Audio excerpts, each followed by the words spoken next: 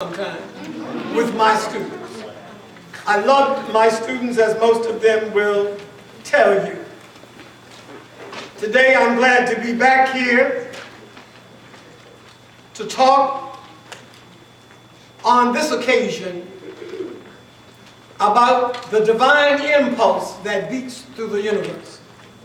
A divine impulse that carries the rhythms of life. This divine impulse resonates in the affairs and the rhythms of the government of men and humanity. Once upon a time, those rhythms beat in a movement which we thought was towards the perfectibility of man's moral nature. It is now called the Civil Rights Movement. Its undisputed leader was the Reverend Dr. Martin Luther King, Jr.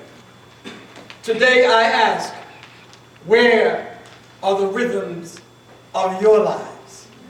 And how have the rhythms fared since the Civil Rights Movement began?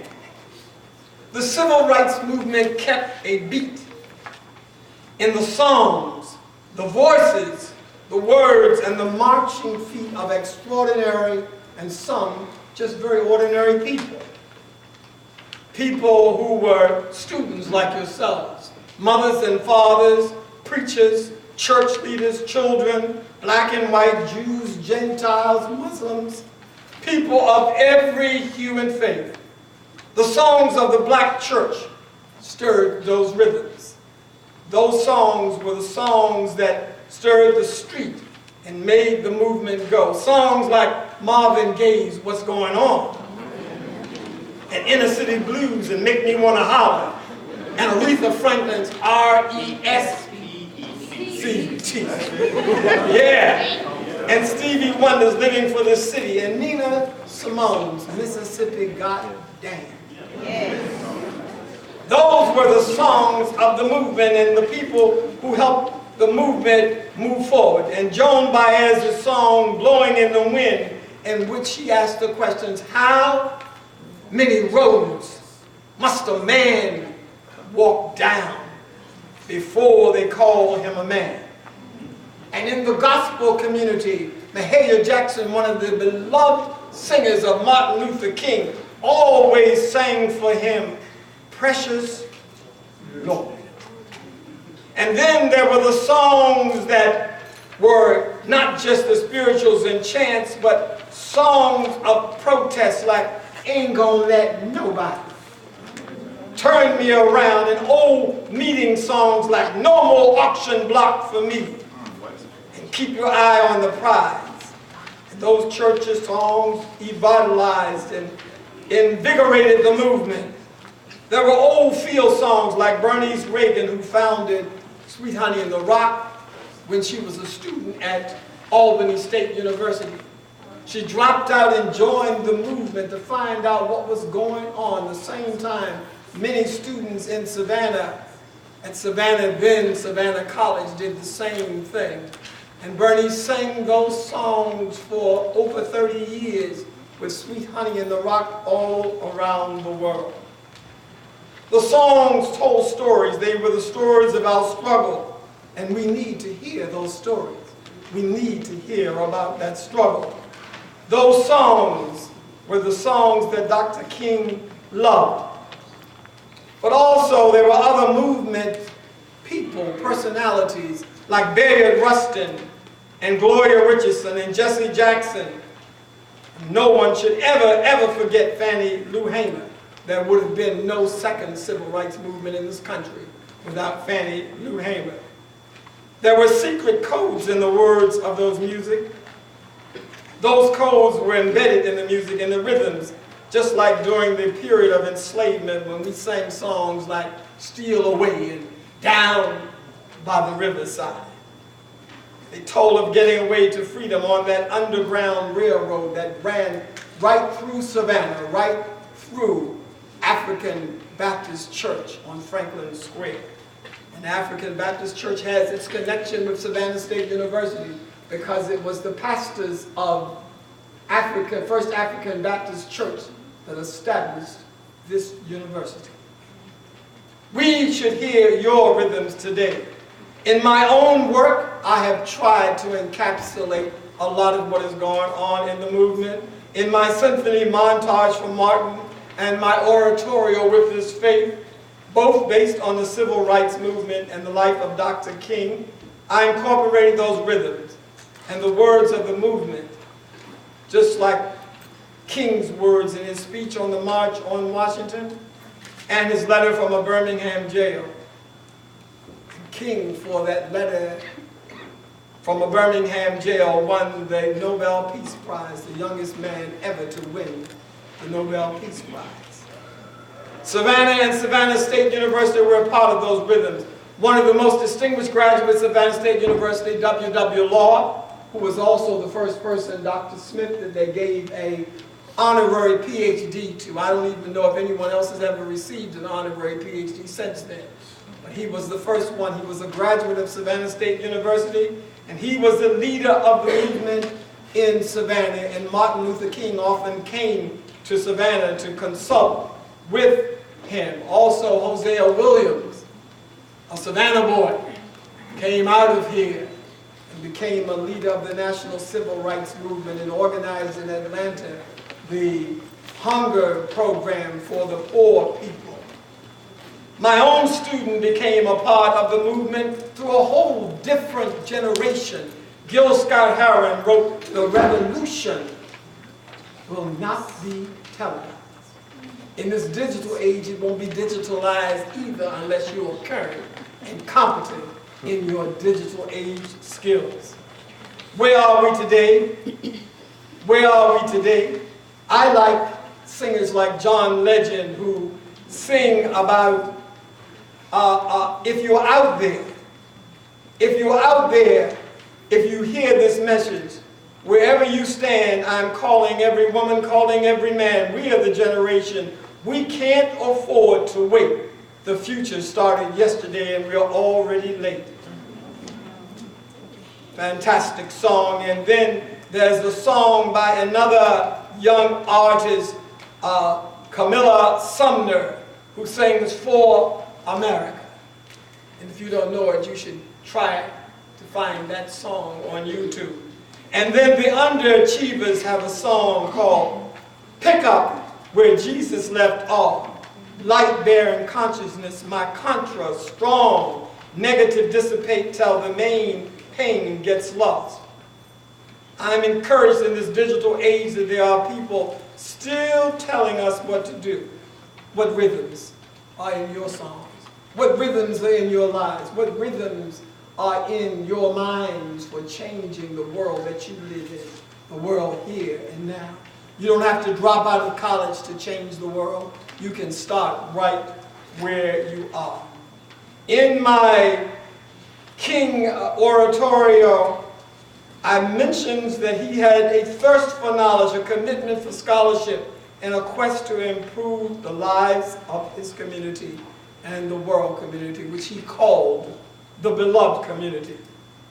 We heard the rhythms, I say, in the songs. We heard the rhythms of his voice echo every town and nation around the world. God is no respecter of persons. Those who marched with King beside him and often ahead of him also knew those rhythms. Freedom Train. Another of my songs says, the sound of trampling feet on broken promised streets, the sound of weary men who will not retreat, the sound of hurting hearts where history does meet. The sound comes hurling forth. Freedom Train, Freedom Train, we are bound for freedom. The pain of the marchers weighted by the years, the sounds of their drumming feet calming all their fears. The sounds come hurling forth. And in my song, you must carry the gospel, I say, of King, just like Paul. From the roadside to the south side, you must carry the gospel. Trumpet loud, trumpet clear for all the world to hear. Just like Paul, from the jailhouse to the White House, you must carry the gospel. Drum it loud, drum it clear. And in one of the songs called Praise Song for the Martyr, I said of King, this is how he loved. With a preacher's power, and a drum major's cadence, he trampled through the darkness and wanted to light the skies with love, to light the skies above with love. Overlooking hate-filled eyes, overlooking clenched fists, overlooking ghostly white hoods, overlooking menacing dogs and damning ignorance. Through trials and tribulations lay in every way, he found a new way to bring about a brighter day. This is how he loved. My fellow writer, Dr. Jerry Ward, Dean of the Literary Criticism, said, our daily consumption of misinformation in this country encompasses many of us to begin now demonizing President Obama for the failure to live up to the bar of the pre-2008 concept of the audacity of hope. We had the same thing with King. There were people who criticized King. Everybody didn't want to be a part of the civil rights movement. A lot of people wanted to stay home. Some wanted to watch it on television rather than march, same as they did with the Million Man March, but I'm so proud that we took busloads from Savannah State University to the Million Man March and then later the march, 10,000 strong in Atlanta. King was a good friend of the poet Langston Hughes. And Langston Hughes said, hold fast to dreams, for if dreams die, life is a broken winged bird that cannot fly. Langston was a graduate of my university, Lincoln University, but I say to you, it's time to stop waiting on dreams. Make your realities and visions for the present today. Recently, Amiri Baraka died. Amiri Baraka was a good friend and colleague of mine for over 40 years.